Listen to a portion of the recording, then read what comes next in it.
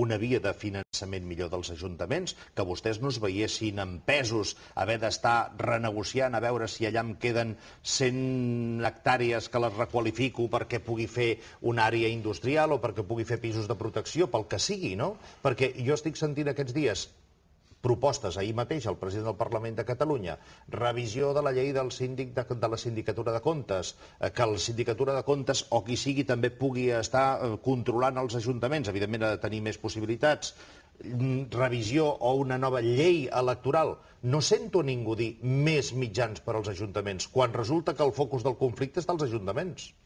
No, podríem separar les coses. Nosaltres tenim una reivindicació històrica del que el pes de la despesa pública els ajuntaments són, diguem, estem a la cua, no?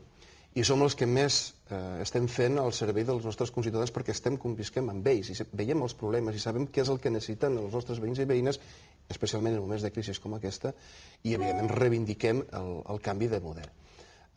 És evident que això ajudaria a mantenir els serveis i a abordar un futur, però jo ho separaria perquè si no al final tot en la mateixa cistella es podria confondre i nosaltres no volem en aquest cas que, de veritat, la sospita que vostè deia generalitzada, doncs traslladar un missatge de confiança, de responsabilitat, de transparència, de sistemes que es poden millorar però que no puguem en aquest confondre la ciutadania pensant que hem tingut la necessitat de fer-ho d'aquesta manera perquè no teníem els recursos suficients.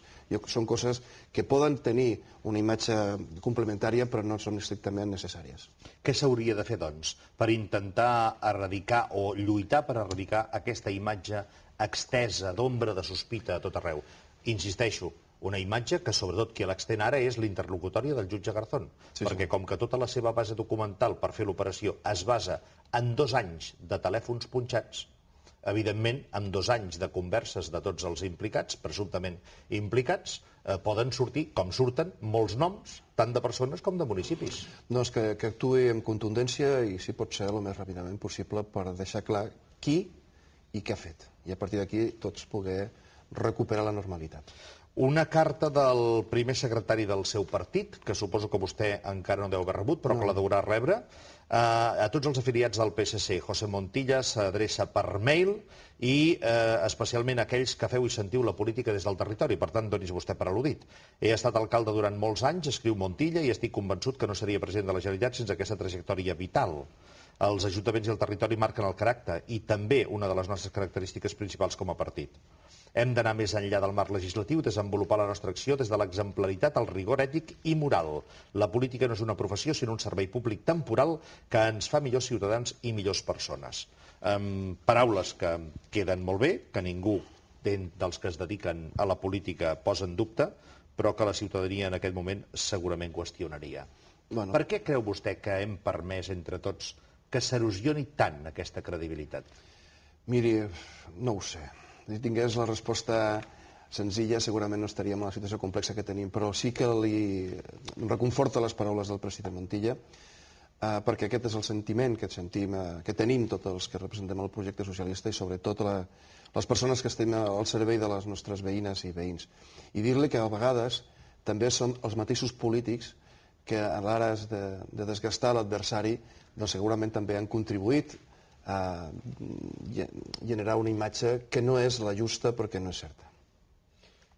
És vostè partidari de fer ja una llei electoral que revisi totes les vies de participació activa a la política activa? Jo crec que les lleis s'han de revisar i adequar-les al temps i crec que una revisió de la llei electoral seria positiva si això contribueix encara a donar un missatge de més proximitat i de més transparència en el sistema electoral. Està vostè a favor de les llistes obertes? Jo crec que s'hauria de...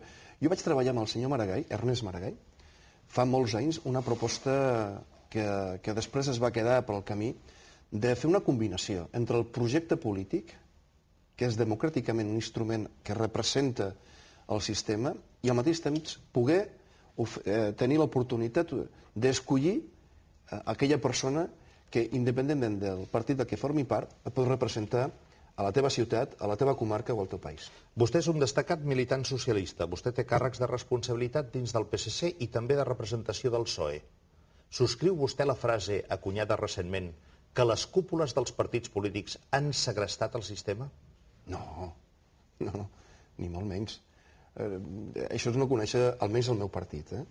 Les cúpules del partit el que tenen és la responsabilitat de gestionar entre congressos el que és la direcció política i que li donem la confiança perquè ho gestionin i que marquin quin és el rumb que el projecte socialista ha de seguir en cada moment. I tenen, almenys el meu partit, cada, no sé si 2 o cada 3 mesos, tornem a revisar l'orientació per si hem d'adequar alguns d'aquests objectius que els congressos marquen cada 4 anys. Si la democràcia és regeneració per essència, està vostè a favor de marcar la limitació de mandats de tots els mandats? Si això és una garantia de que hi ha renovació, doncs miri, segurament, però li puc assegurar que el projecte socialista d'una altra cosa es podrà dir, però que no s'ha renovat. Hem tingut des del Raimon Obiols, hem tingut el Narcís Serra, després el senyor Nadal, després el senyor Pasqual Maragall, ara el senyor Montilla. Per tant, si algú vol dir que s'ha de limitar mandats, no serà el Partit Socialista que ho necessita, perquè la seva renovació és permanent. Ja sé que la resposta és si els ciutadans ho han elegit no hi ha res a dir. Però creu vostè que és bo que un mateix color polític governi durant molts anys, per exemple, un mateix ajuntament? Si ho fa bé i té la confiança del ciutadà, vostè creu que seria bo que, malgrat haver-ho fet bé i tenir la confiança dels ciutadans, deixin de governar aquest ajuntament per raons electorals o estratègiques? La resposta seria no, no? Vostè quan va a un professional, què li demana? Vostè ha dit A, B, C, jo li diré més. Demana experiència i sobretot que sigui un bon professional. Des del punt de vista de la necessitat que vostè tingui, jo li dic, si un partit o un alcalde o alcaldessa té la confiança de la ciutadania, per què l'hem de fer fora? Perquè diu el president Montilla que la política no és una professió, sinó un servei públic. Llavors no em serveix la comparació amb un professional. D'acord, vostè guanya aquí. No. L'he comparat perquè es pugui entendre. Ja sé que aquest és un debat dialèctic antic i que continuarà existint. Què és preferible?